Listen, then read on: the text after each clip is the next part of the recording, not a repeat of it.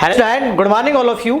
देखिए last class में हमने आपसे राजस्थान की कृषि वाली टॉपिक के बारे में डिस्कशन किया था। आज हम इस क्लास में एक नए टॉपिक की शुरुआत करने जा रहे हैं, राजस्थान में पशुधन। पेपर की दृष्टि से बड़ा ही महत्वपूर्ण टॉपिक है, अक्सर पेपर में यहाँ से क्वेश्चन पूछे जाते हैं। टॉपिक है हमारा राजस्थान में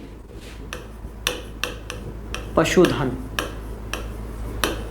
देखो कृषि से ही जुड़ा हुआ टॉपिक है। बेसिकली मैंने कहा कि राजस्थान की अर्थव्यवस्था मुख्यतः कृषि पर आधारित है। कृषि और संबंधित क्षेत्रों में पशुधन है, बागवानी है, मत्स्य पालन है, ये सारा संबंधित क्षेत्रों में आता है। तो आज पशुधन और इसी टॉपिक में लास्ट में हम थोड़ा सा मत्स्य पालन के बारे में भी आपसे डिस्कशन करेंगे, ठीक है। देखो सबसे पहली बात, पशुधन की बात करते हैं तो विश्व में सर्वाधिक पशुधन वाला जो देश है वो ब्राजील है, और ब्राजील के बाद दूसरा स्थान रखता है कौन सा? हमारा देश भारत। तो हम कह सकते हैं विश्व में सर्वाधिक पशुधन, या विश्व में ब्राजील के बाद भारत में सर्वाधिक पशुधन पाए जाते हैं। देखो राजस्थान में पशुधन का जो योगदान है राज्य की जीडीपी में लगभग 10% है। कितना है? राज्य की जीडीपी में लगभग 10% योगदान जो है वो किसका है? पशुधन का है। फिर हम बात करते हैं पशुगणना की। बेसिकली भारत में पहली जो पशुगणना हुई वो 1919-1920 ईस्वी में हुई। देश की पहली पशुगणना जो हुई वो कब हुई? 1919-1920 ईस्वी में हुई। और स्वतंत्र भारत की पहली जो पशुगणना है वो 1951 ईस्वी में हुई, ठीक है। देखो पशुगणना, जब स्वतंत्र भारत की पहली पशुगणना हुई 1951 में, उस समय राजस्थान में लगभग 2.55 करोड़ पशु थे, ठीक है। आगे चलकर हम बात करते हैं, प्रति 5 वर्ष पश्चात ये पशुगणना कंटिन्यू चलती रही और अब तक कुल 20 पशुगणनाएं की जा चुकी हैं, ठीक है। और हम 19वीं पशुगणना और 20वीं पशुगणना, उनके थोड़े से आंकड़े जो है उनको तुलनात्मक रूप से यहाँ देखेंगे भी, उनके बारे में डिस्कस भी करेंगे। तो हम कह सकते हैं, देखो सबसे पहली बात तो भारत पशुधन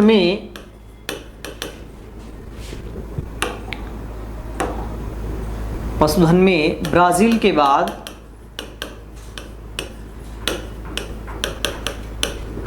विश्व में दूसरा स्थान रखता है।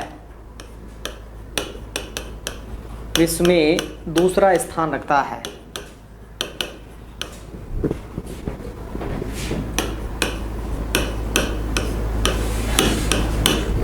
ठीक है भाई। फिर हम बात करते हैं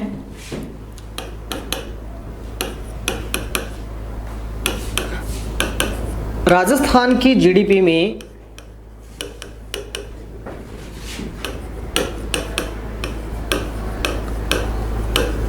पशुधन क्षेत्र का योगदान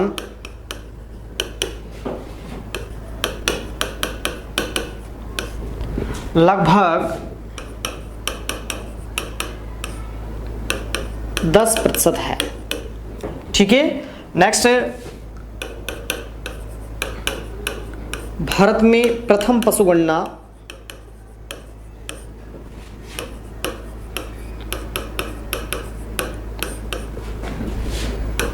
1919-1920 ईस्वी में हुई। फिर मैं बात करता हूं स्वतंत्र भारत की प्रथम पशुगणना। स्वतंत्र भारत की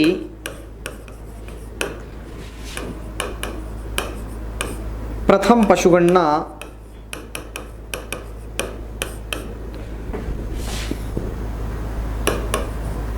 1951 ईस्वी में की गई।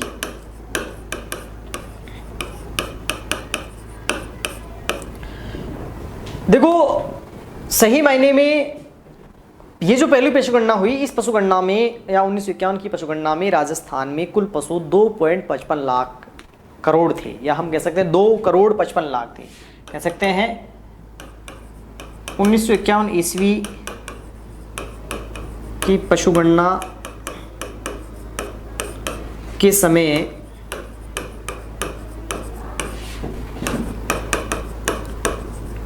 राजस्थान में कुल 2.55 करोड़, 2,55,00,000 करोड़ पशु थे, ठीक है। नेक्स्ट एक लाइन और कह सकते हैं, वर्तमान में कुल 20 पशु गणनाएं हो चुकी हैं। वर्तमान में कुल 20 पशु गणनाएं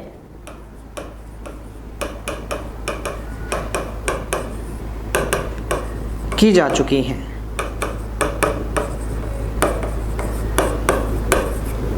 ठीक है भाई, अब देखो मैं बात करता हूं, सबसे पहले एक तरफ लिख लेते हैं 19वीं पशु गणना, या पहले मैं 19वीं पशु गणना की बात कर लेता हूं।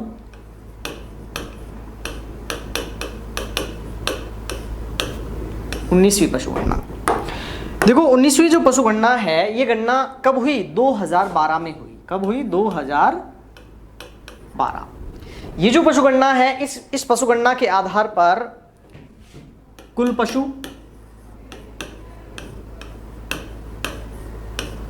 कितने थे? 5.77 करोड़, 5,77,00,000 थे।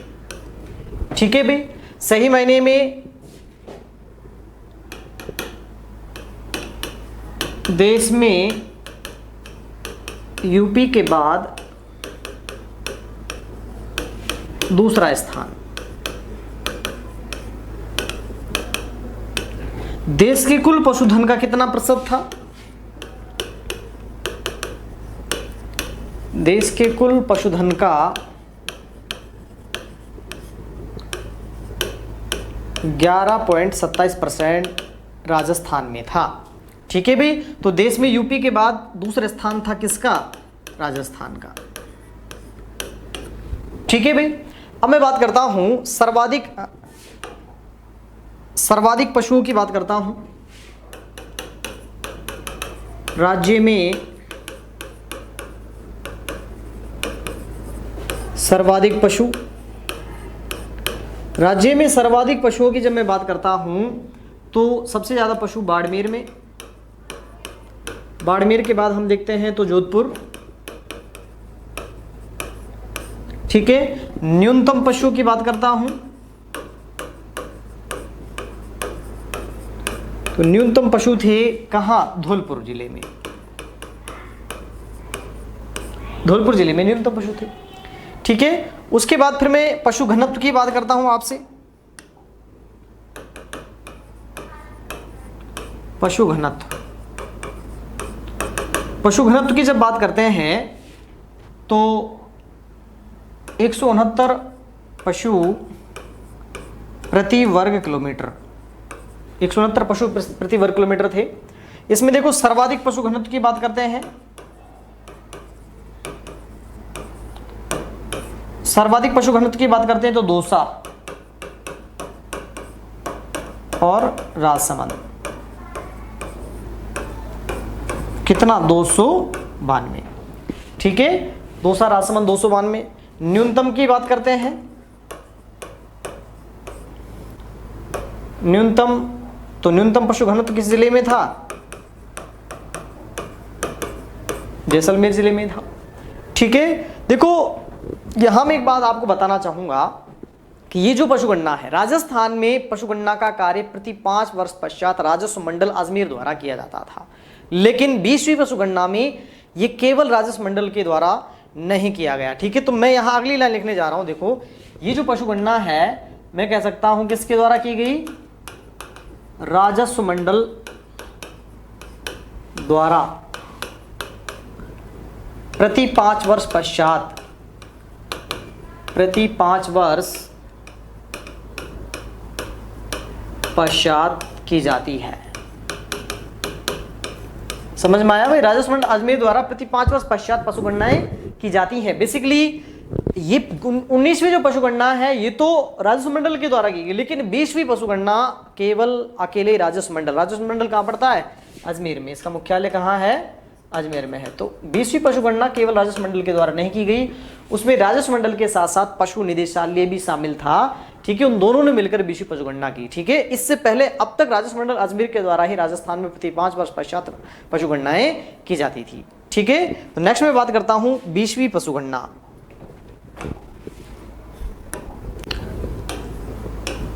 20वीं पशुगणना, देखो 20वीं पशुगणना की अगर मैं बात करता हूं तो हिसाब से कब होनी चाहिए थी? 2017 में होनी चाहिए थी, लेकिन 2017 में ना होकर के लेट हुई। ये कब हुई? 2019 में। बेसिकली इसका कार्य जो है वो तो अक्टूबर में ही प्रारंभ हो गया था। इसकी जो शुरुआत है, मैं कह सकता हूं इसकी जो शुरुआत जो है वो 1 अक्टूबर 2018 से हुई। ठीक है, 17 में शुरू ना होकर के गणना की शुरुआत 1 अक्टूबर 2018 को हुई और आंकड़े जो आए वो कब आए, वो आए 2019 में। ठीक है, तो 20वीं पशुगणना जिसके आंकड़े कब आए, 2019 ईस्वी में आए। किसके द्वारा की गई, मैं कह रहा हूं यहां, यह है पशुगणना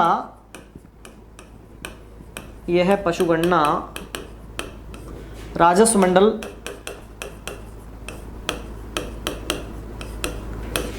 मंडल अजमेर तथा पशु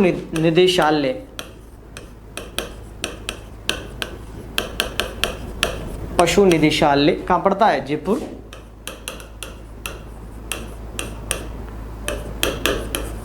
दोनों ने मिलकर की।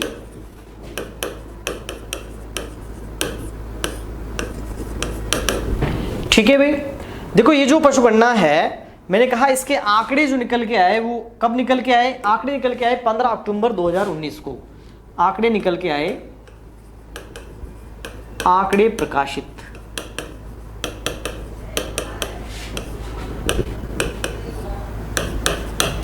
15 अक्टूबर 2019। ठीक है भाई, देखो ये जो पशुगणना थी, 20वीं जो पशुगणना थी, राजस्थान की पहली डिजिटल पशुगणना थी। इससे पहले डिजिटल का मतलब इसमें किसी प्रकार के डिजिटल तकनीक का प्रयोग नहीं किया गया। सारे आंकड़े जो है इस पशुगणना में डिजिटल रूप में एकत्रित किए गए। तो हम कह सकते हैं यह है राजस्थान की पहली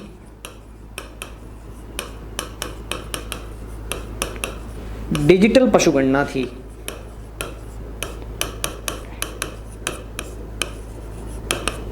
ठीक है भाई, राजस्थान की पहली डिजिटल पशुगणना थी।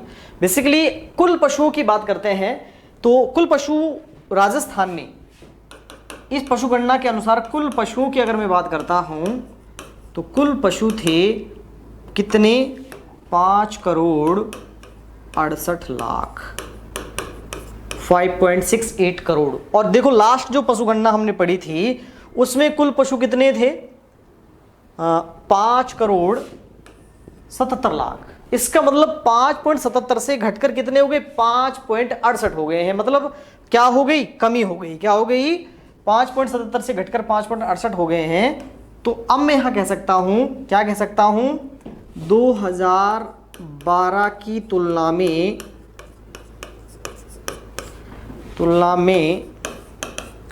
1.66% की क्या हो गई, कमी हो गई भाई। क्यों हो गई, क्योंकि 2012 में मैंने आपको पढ़ाया था कितने, 5.77 लाख। तो लगभग कितने लाख कम हो गए हमारे पास, 9 लाख पशु क्या हो गए, 9 लाख पशु हमारे पास कम हो गए। इट मीन्स कितनी कमी हो गई, कुल पशु धन में लगभग 1.66% की क्या हो गई, कमी हो गई। इसका मतलब इस दौरान कहीं न कहीं कोई ना कोई ऐसी विषम परिस्थितियां पैदा हुई जिसकी वजह से पशुधन जो है उस पर क्या पड़ा, प्रभाव पड़ा, या पशुओं पर निर्भरता लोगों की घटी है, उस वजह से भी पशुधन कम हो सकता है। ठीक है, तो पशुधन की कमी के कई कारण हो सकते हैं। ठीक है, तो ये 20वीं पशुगणना। देखो 20वीं पशुगणना में अब मैंने आपको बताया था कि ये जो पशु हैं, आज भी हमने 19वीं पशुगणना 2012 पढ़ी थी, उसमें भी राजस्थान यूपी के बाद सर्वाधिक पशुधन वाला राज्य था। अभी भी यूपी के बाद सर्वाधिक पशुधन वाला राज्य है। लेकिन पिछली पशुगणना में देश के कुल पशुधन का 11.27% हमारे पास मौजूद था, लेकिन अब यहाँ कमी हुई है, तो अब हमारे पास 10.60% मौजूद है। तो हम ये नेक्स्ट लाइन कह सकते हैं,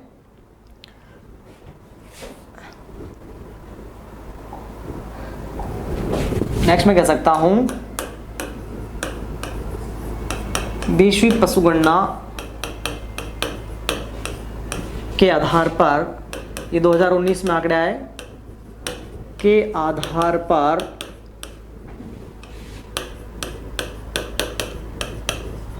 राजस्थान का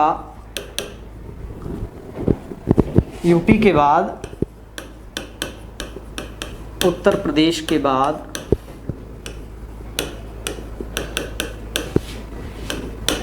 देश में दूसरा स्थान है। अब मैं कह सकता हूं कुल पशुधन का कितना है, देश के कुल पशुधन का 10.60% है। ठीक है भाई, देश के कुल पशुधन का कितना है, 10.60% है। अब मैं पशु घनत्व की बात कर लेता हूं।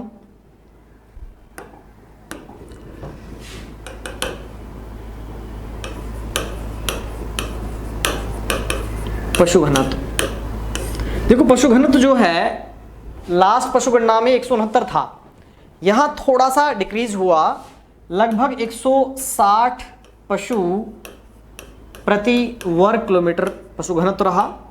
ठीक है, इसके बाद मैं बात करता हूं सर्वाधिक पशु घनत्व।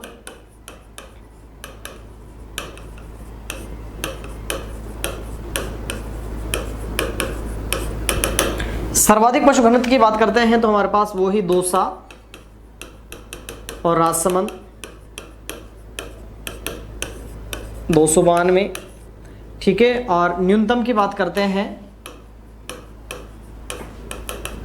तो जैसलमेर, और जैसलमेर में है 83। ठीक है भाई, उसके बाद देखो आगे मैं बात करता हूं इस पशु गणना के आधार पर सर्वाधिक पशु राज्य में, सर्वाधिक पशु आपसे पूछा जाएगा भाई इस वर्तमान में या इस पशु गणना के आधार पर राज्य में सर्वाधिक कौन से पशु हैं, तो सबसे ज्यादा है बकरी।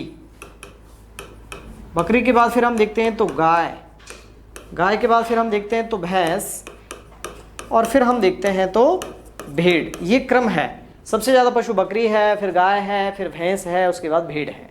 ठीक है, आगे मैं बात करता हूं, देखो इस पशु गणना में लगभग सभी पशुओं में क्या हुई, कमी हुई।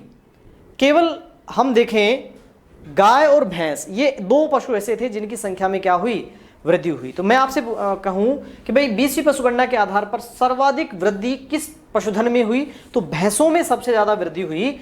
19वीं पशुगणना के आधार पर या 19वीं पशुगणना और 20वीं पशुगणना की जब हम तुलना करते हैं तो भैंसों की कुल संख्या में लगभग 5.33% की क्या हुई, वृद्धि हुई। तो मैं कह सकता हूं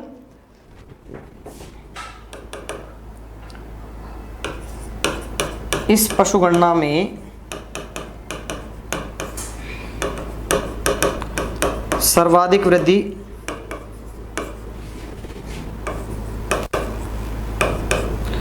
और सर्वाधिक कमी,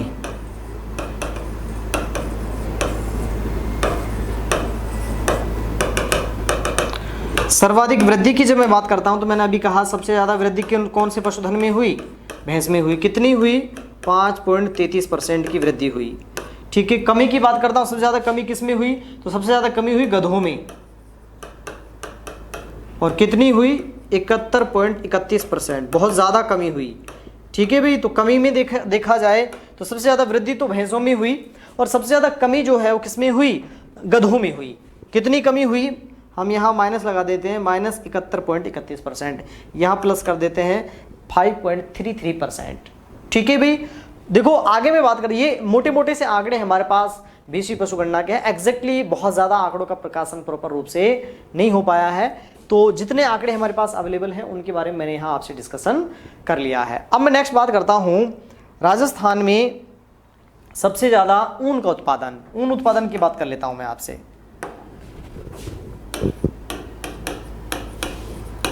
राजस्थान में ऊन उत्पादन,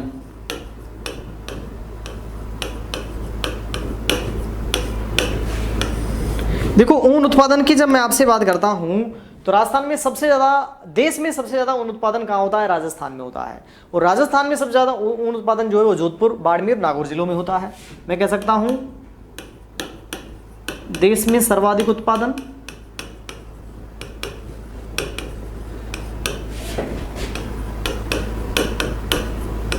कहाँ होता है, राजस्थान में होता है। और राजस्थान में सर्वाधिक उत्पादन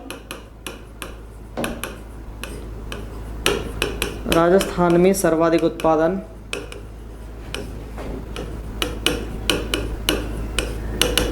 जोधपुर,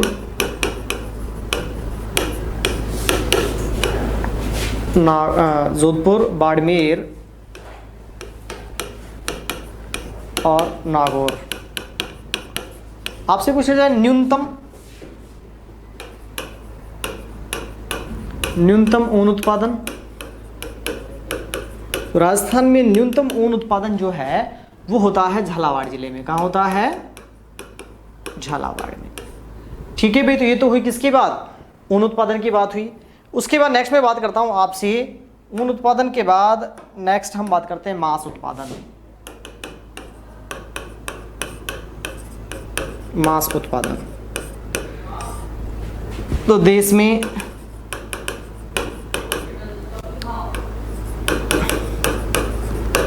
राजस्थान का प्रथम स्थान है।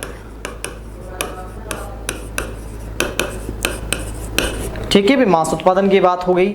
क्यों? क्योंकि मांस जुड़ा हुआ है बकरियों से, भेड़ों से। ठीक है, भेड़ हालांकि उनके लिए काम आती है, मांस के लिए मोस्टली बकरियां काम में आती हैं। ठीक है, तो देश में सर्वाधिक बकरियां जो है वो राजस्थान में है।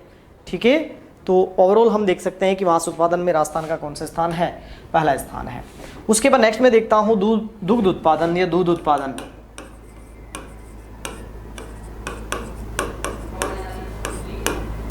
देखो, दूध उत्पादन की जब मैं आपसे बात करता हूं तो दूध उत्पादन के मामले में राजस्थान का यूपी के बाद, राजस्थान का यूपी के पश्चात दूसरा स्थान है। राजस्थान में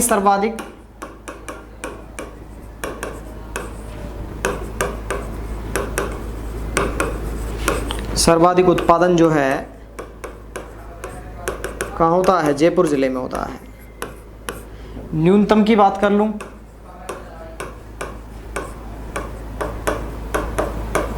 न्यूनतम उत्पादन जो है वो होता है बांसवाड़ा जिले में। कहाँ होता है? न्यूनतम उत्पादन बांसवाड़ा जिले में होता है। ठीक है, तो देखो ये बेसिकली आपसे पूछा जाए प्रति व्यक्ति सर्वाधिक दुग्ध उपलब्धता, सर्वाधिक दुग्ध उपलब्धता, दुग्ध उपलब्धता का तात्पर्य क्या है? दुग्ध उपलब्धता का तात्पर्य है कि पॉपुलेशन कम हो और प्रोडक्टिविटी क्या हो? ज्यादा हो, उत्पादन ज्यादा हो। अब उत्पादन ज्यादा होगा, प्रोडक्टिविटी ज्यादा होगी और पॉपुलेशन कम होगी, तो निश्चित रूप से प्रति व्यक्ति दूध की मात्रा जो है क्या है? ज्यादा होगी। तो सर्वाधिक दुग्ध उपलब्धता जो है देश में वो कहाँ है? पंजाब में है।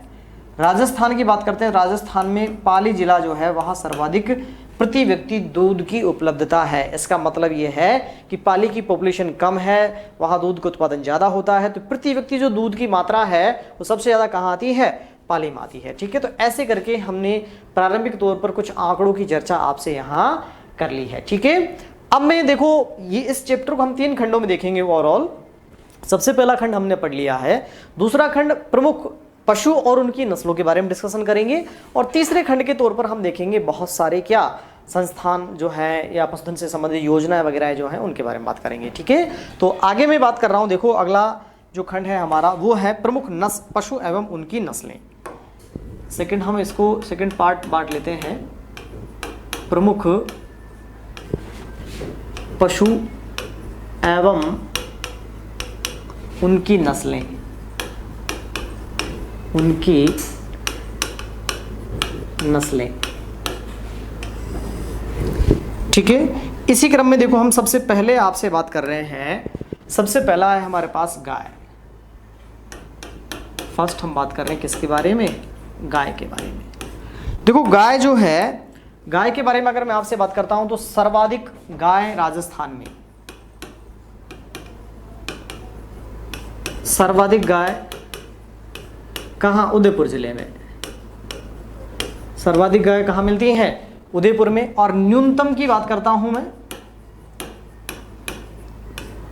न्यूनतम गाय जो है वो कहां पाई जाती है?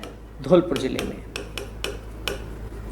तो गाय की अगर मैं बात करता हूं तो सबसे ज्यादा कहाँ मिलती हैं? उदयपुर में, और उसके बाद फिर कहाँ मिलती हैं? धौलपुर में। अब मैं प्रमुख नस्लों की बात करता हूं।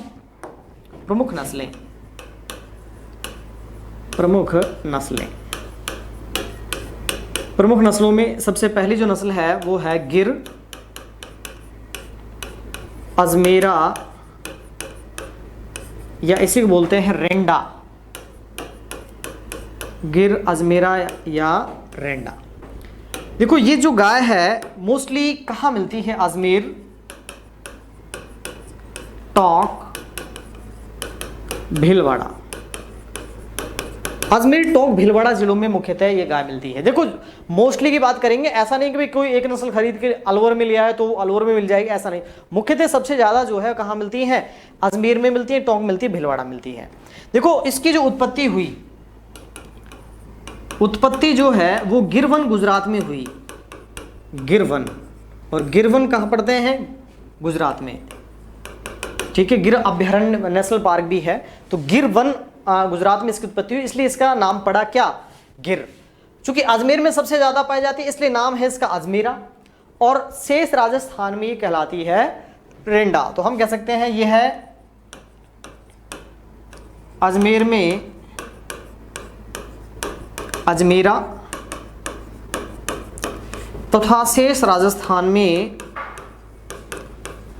शेष राजस्थान में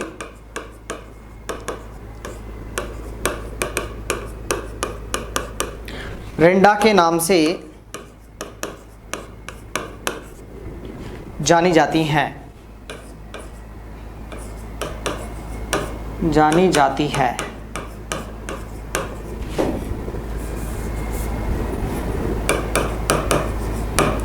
ठीक है भाई, देखो ये जो नस्ल है एक द्विप्रयोजनीय नस्ल है। द्विप्रयोजनीय शब्द को समझेंगे, इसका जो उपयोग है वो दूध निकालने में तो, या दूध तो इससे प्राप्त किया जाता है, साथ में इसका उपयोग जो है खेतों में हल जोतने या अन्य और कार्यों में भी किया जाता है। तो हम कह सकते हैं यह एक द्विप्रयोजनीय नस्ल है। यह एक द्विप्रयोजनीय नस्ल है। द्विप्रयोजनीय नस्ल का तात्पर्य है दूध देने के साथ साथ इसको कृषि वगैरह में या अन्य कार्यों में भी इस नस्ल का उपयोग किया जाता है। तो ये हुई हमारी कौन सी? गिर, अजमेरा या रेंडा। मैंने कहा ये जो नस्ल है मोस्टली इसकी उत्पत्ति जो है गिरवन गुजरात में हुई, राजस्थान में अजमेर, टोंक और भीलवाड़ा क्षेत्र में पाई जाती है। द्विप्रयोजनीय नस्ल है। अजमेर में अजमेरा और शेष राजस्थान में क्या कहलाती है? रेंडा के नाम से जानी जाती है। तो ये हुई हमारी पहली नस्ल। नेक्स्ट मैं बात करता हूँ दूसरी जो नस्ल है वो है थारपारकर। नंबर 2 में बात करता हूँ थारपारकर। थारपारकर जो नस्ल है इसी को बोलते हैं थारी और इसी को बोलते हैं मलानी।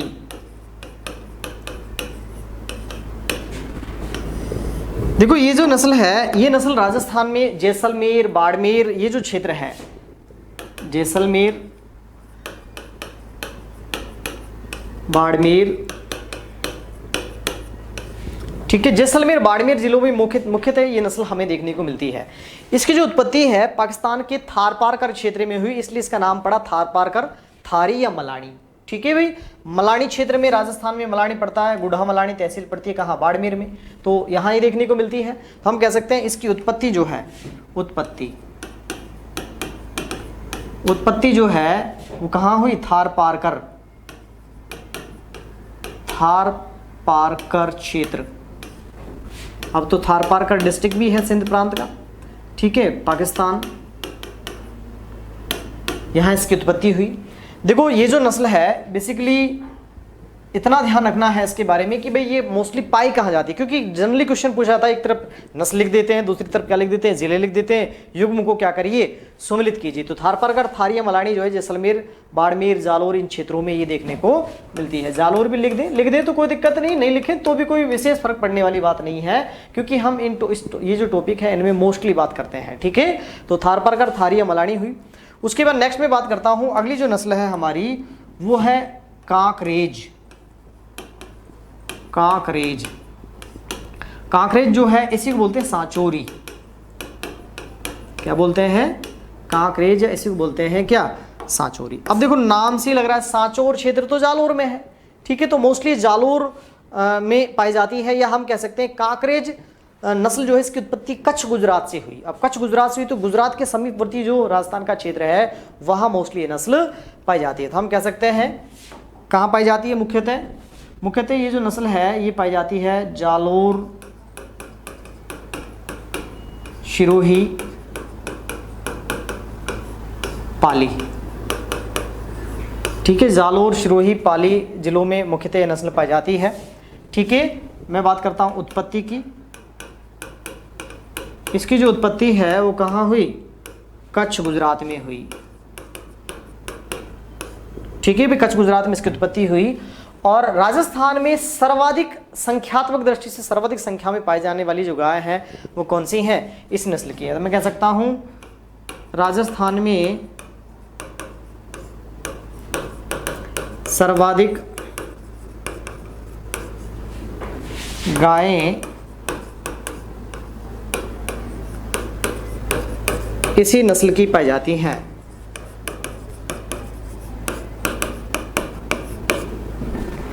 सर्वाधिक गाय इसी नस्ल की पाई जाती हैं। और नेक्स्ट, यह एक द्विप्रयोजनीय नस्ल है। इसके बारे में हम कह सकते हैं यह एक द्विप्रयोजनीय नस्ल है। द्विप्रयोजनीय नस्ल है, ठीक है भाई। काकरेज या सांचौरी की बात हुई, जालोर, सिरोही, पाली जिलों में पाई जाती है। उत्पत्ति कहाँ हुई? कच्छ गुजरात में इसकी उत्पत्ति हुई। और संख्यात्मक दृष्टि से देखा जाए तो राजस्थान में सर्वाधिक जो गाय हैं वो इसी नस्ल की गाय हैं। और ये कैसी नस्ल है? द्विप्रयोजनीय नस्ल है। जिससे सबसे पहले हमने जो नस्ल पढ़ी थी वो नस्ल कौन सी थी हमारी? गिर, अजमेरा, एरंडा, वे भी द्विप्रयोजनीय नस्ल थी। उसके बाद काकरेज या सांचौरी जो है ये भी क्या है? एक द्विप्रयोजनीय नस्ल है। उसके बाद नेक्स्ट में बात करता हूँ, अगली जो नस्ल है हमारी वो है नंबर 4 राठी नस्ल।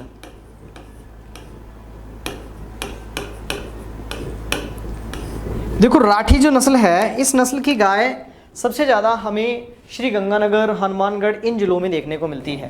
कहाँ मिलती है? श्री गंगानगर, श्री गंगानगर और हनुमानगढ़, इसके अलावा चूरू। श्री गंगानगर, हनुमानगढ़, चूरू, बीकानेर इन जिलों में मोस्टली हमें कौन सी नस्ल की गाय देखने को मिलती है? राठी नस्ल की गाय देखने को मिलती है। देखो ये बेसिकली एक नस्ल है लाल सिंधी जो हिमाचल प्रदेश की है, और एक नस्ल है शाहीवाल जो जम्मू कश्मीर की नस्ल है। तो लाल सिंधी और शाहीवाल की मिश्रित नस्ल है ये कौन सी? राठी नस्ल। इसे राजस्थान की कामधेनु भी कहा जाता है। तो मैं कह सकता हूं यह है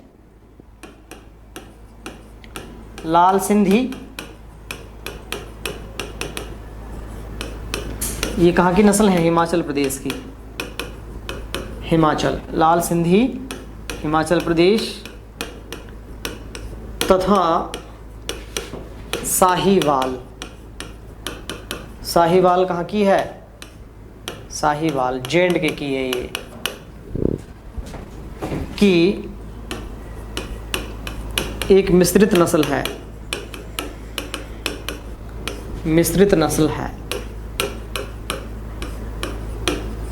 ठीक है। अगला हम लोग कह सकते हैं इसे राजस्थान की कामधेनु भी कहा जाता है।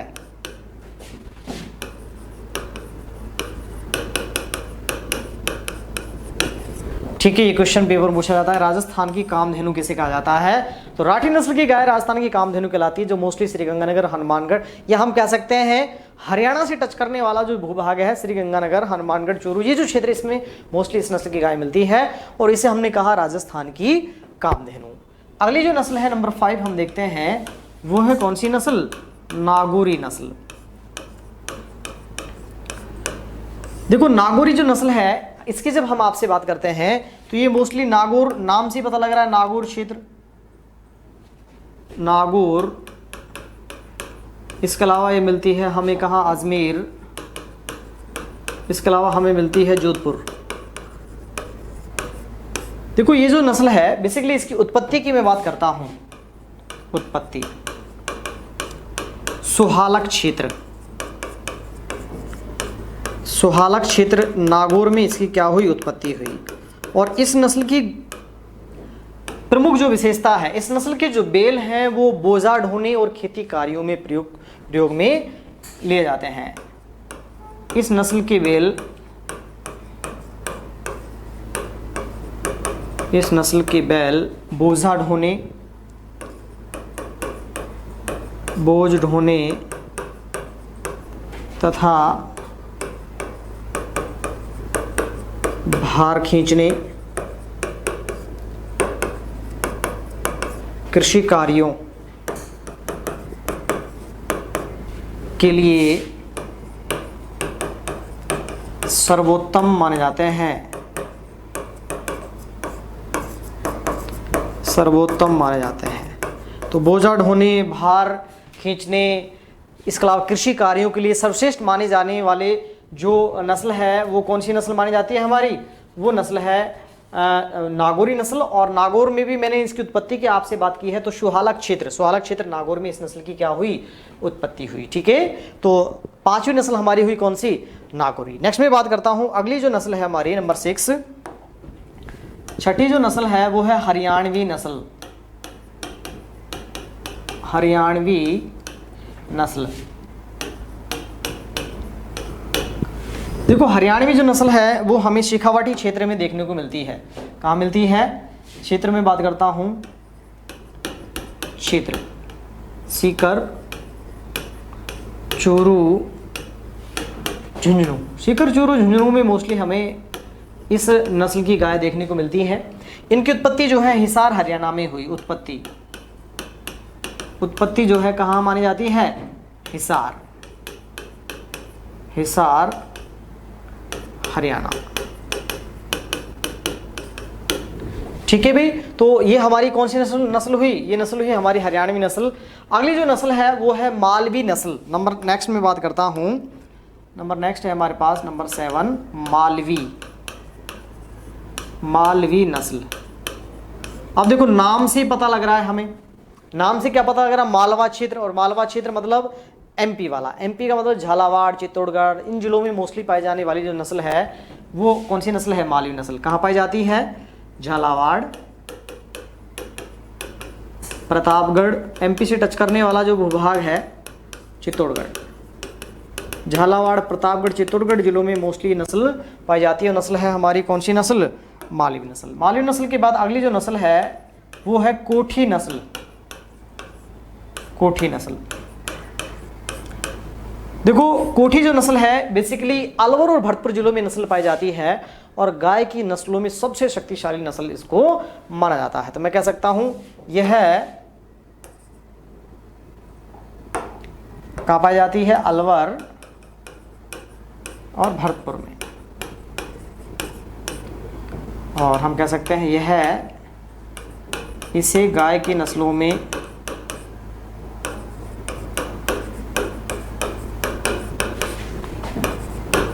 सबसे शक्तिशाली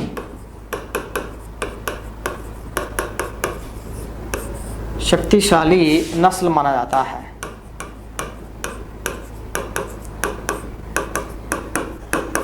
गाय की नस्लों में सबसे शक्तिशाली नस्ल कौन सी है, वो है हमारी कौन सी नस्ल, कोठी नस्ल। उसके बाद देखो एक नस्ल और हम देखते हैं वो है रथ नस्ल। और ये जो नस्ल है ये श्री गंगानगर, हनुमानगढ़ जिलों में देखने को मिलती है। श्री गंगानगर और हनुमानगढ़। ओवरऑल हमने देखो 9 नस्लें पढ़ी हैं। सबसे पहले हमने जो आपसे डिस्कशन किया था वो अजमेर गिर या रेंडा के बारे में बात की थी, फिर थार परकर थारी मलाने के बारे में बात की थी, फिर हमने कांकरेज या सांचोरी के बारे में आपसे बात की थी। उसके बाद हम हरियाणवी है, मालवी है, कोठी है, रथ नस्ल है। ठीक है, तो ये ओवरऑल कितनी प्रकार की नस्लें हुई हमारे पास, 9 प्रकार की नस्लें। कुछ विदेशी नस्लों की भी बात करते हैं, जैसे हॉलिस्टीन है, रेड डेन है। ठीक है, इस प्रकार की और भी नस्लें हैं, जर्सी है। तो नेक्स्ट में बात करता हूं प्रमुख विदेशी नस्लें। प्रमुख विदेशी नस्लें कौन कौन सी विदेशी नस्लें हैं? देखो सबसे पहले मैं बात कर लेता हूं। एक नस्ल है हॉलिस्टीन, एक नस्ल है हमारी जर्सी, और एक नस्ल है रेड डेन। देखो रेड डेन जो है वो डेनमार्क की है, और जर्सी जो है ये अमेरिका की गाय है, अमेरिका की नस्ल है। हॉलिस्टीन की बात करते हैं तो ये हॉलैंड या नीदरलैंड की नस्ल है। देखो डेनमार्क जो है विश्व में सर्वाधिक दूध का उत्पादन, विश्व में सर्वाधिक दूध का उत्पादन डेनमार्क में होता है। विश्व में सर्वाधिक दूध का उत्पादन कहां होता है? डेनमार्क में ही होता है। नेक्स्ट मैं बात करता हूं प्रमुख गाय प्रजनन केंद्रों की। नेक्स्ट, प्रमुख गाय प्रजनन केंद्र। प्रमुख गाय प्रजनन केंद्र।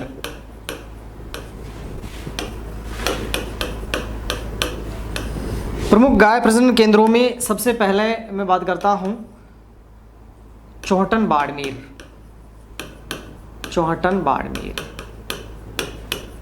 चौहटन बाड़मेर में कौन सी गाय से रिलेटेड है? कांकरेज नस्ल। कांकरेज नस्ल का जो प्रजनन केंद्र है वो कहाँ स्थित है? चौहटन बाड़मेर में स्थित है। नेक्स्ट में बात करता हूँ डग पड़ता है कहाँ? झालावाड़ में। झालावाड़ में कौन सी नस्ल हम जानते हैं? झालावाड़ में मालवी नस्ल मिलती है, तो मालवी नस्ल का जो है, मालवी जो नस्ल है इसका प्रजनन केंद्र कहाँ स्थित है? डग झालावाड़ में स्थित है। नेक्स्ट में बात करता हूँ, अगला जो है हमारा वो है नौहर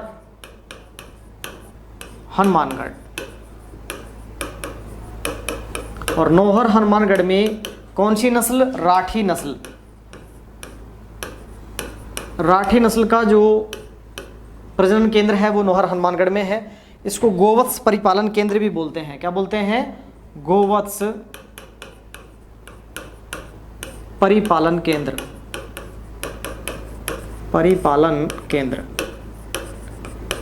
ठीक है। उसके बाद नेक्स्ट में बात करता हूं, अगला जो है वो है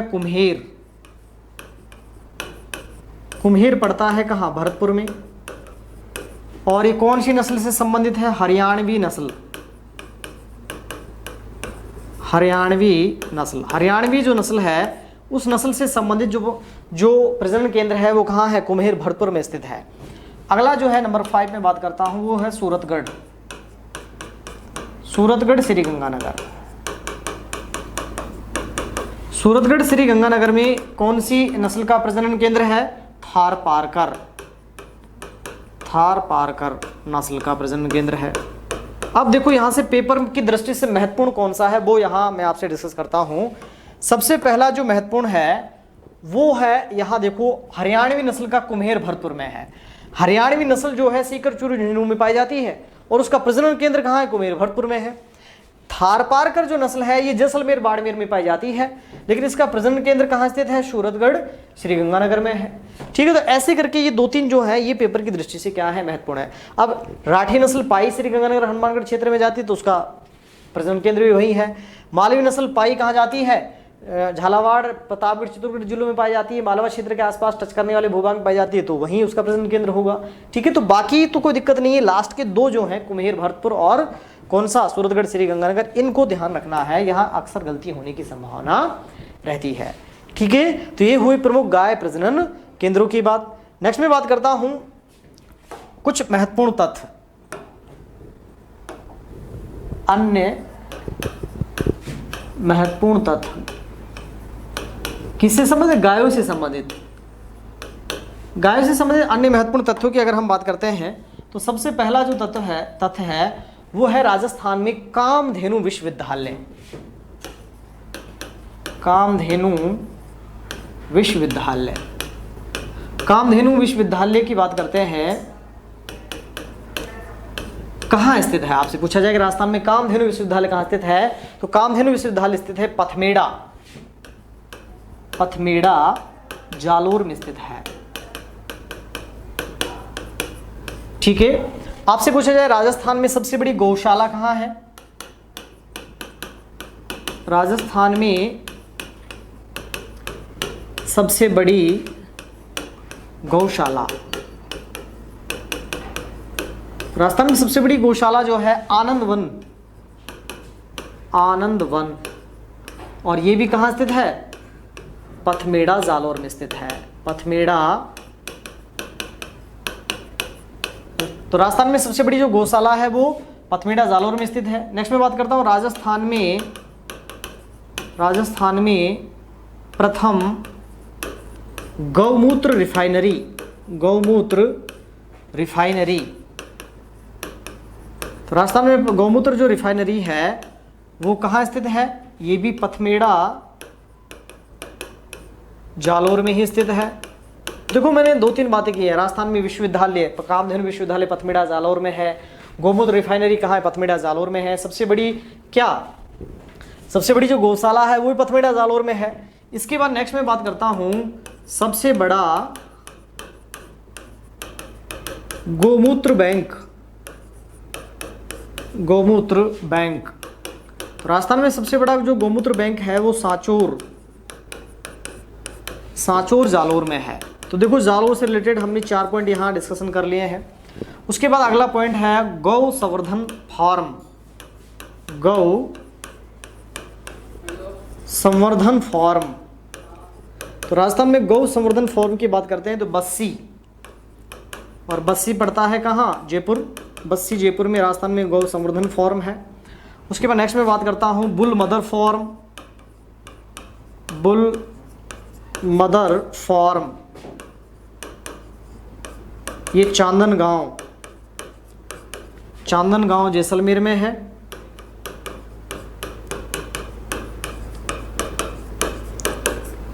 नेक्स्ट में बात करता हूं देश की पहली कामधेनु शोधपीठ,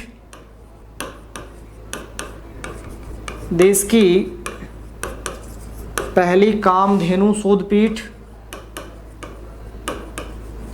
कामधेनु शोधपीठ, देश की पहली कामधेनु शोधपीठ कहाँ स्थित है? बीकानेर जिले में स्थित है। नेक्स्ट बात करता हूँ पहला या राजस्थान में गौसदन,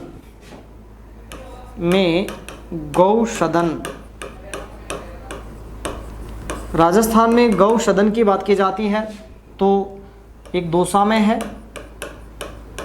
दूसरा है कोडम देसर, और कोडम देसर कहाँ पड़ता है? बीकानेर में पड़ता है। नेक्स्ट में आपसे अगर बात करूं तो राजस्थान में गौ अभ्यारण्य,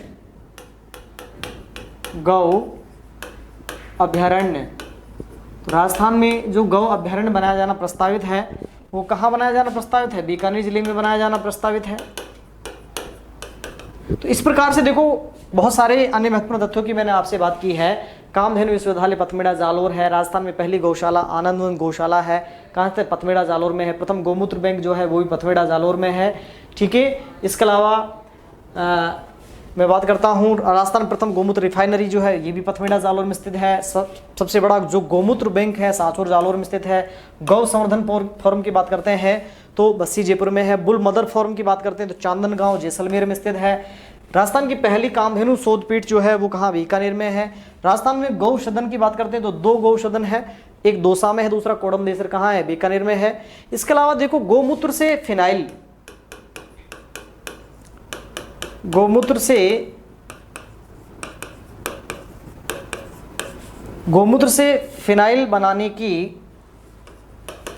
बनाने का संयंत्र,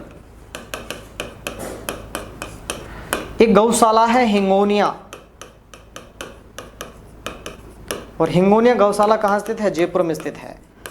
आपको याद होगा कि आज से लगभग 3-4 वर्ष पहले हिंगोनिया गौशालाओं में बहुत सारी लगभग हजारों गायें क्या हो गई थी? भूख से मर गई थी। तो काफी चर्चा में रहा उस समय मीडिया में ये हिंगोनिया गौशाला। ठीक है। तो इस प्रकार से देखो हमने आज की इस क्लास में आपसे कुछ स्टार्टिंग में सामान्य डाटाज की बात की है, पशु गणनाओं की बात की है। ठीक है। और फिर मैंने एक एक पशु के बारे में यहाँ सेकंड खंड शुरू किया था, उसमें सबसे पहला पशु हमने पढ़ा है गाय, और गाय से रिलेटेड कहाँ सबसे ज़्यादा पाई जाती है, उदयपुर में सबसे ज़्यादा पाई जाती है, न्यूनतम धौलपुर में है। और उसके बाद गायों की नस्ल और गायों से संबंधित जितने भी केंद्र हैं, गाय प्रजनन केंद्र या कुछ अन्य महत्वपूर्ण बातों की मैंने आपसे चर्चा की है। बाकी इससे आगे अन्य पशुओं की नस्ल और अन्य पशुओं के बारे में नेक्स्ट क्लास में चर्चा